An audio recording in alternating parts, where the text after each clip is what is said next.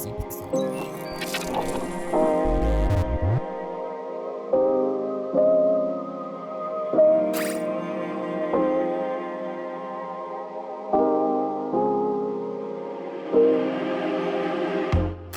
& Dragons is a free-to-play mobile RPG where players fight through dungeons using an elemental matching mechanic. Players can collect units through a gacha and evolve them as they become stronger, allowing you to take on tougher quests. It's very well known for its vast amount of limited collaborations, and its matching color formula of gameplay has inspired a variety of clones on the mobile market. What happens though when you take a formula made for casual mobile play and try to tweak it into a focus on PvP content? Well, you get a game in some pressing need for single player progression known as Puzzle & Dragons Gold.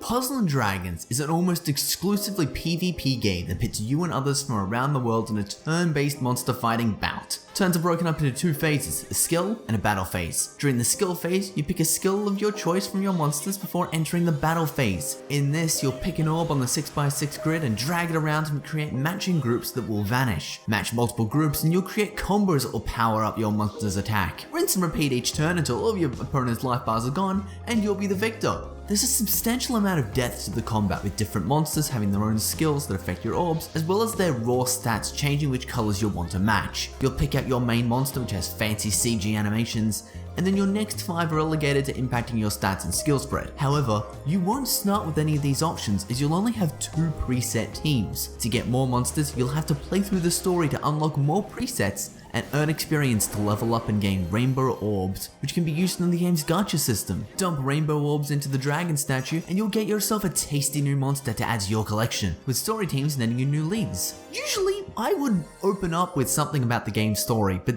this title's story is nothing short of pathetic that I would hesitate to even call it a story. You choose to play as either Taiga or Ryuji, the 2 leads from the tie-in anime, and use their preset teams to compete in the Puzzle & Dragons tournament. In the end, there is a massive total of 8 battles to be found here, and then you're done with literally everything the game has to offer you. It is distressingly little in the way of a progression system. The only other 2 original forms of progression you have outside of this are your player level, which nets you more gems which you can exchange for more monsters, and the fact that you can unlock 2 other skills for lead monsters by playing the game. Whilst they do add a little extra depth to the game's systems, none of them change how the game plays, and it feels like a lot of effort for very little return. It took me a while to pick up the game's battle system due to my being a foreigner to the franchise, but once I figured out how to play the game, I got very tired very quickly.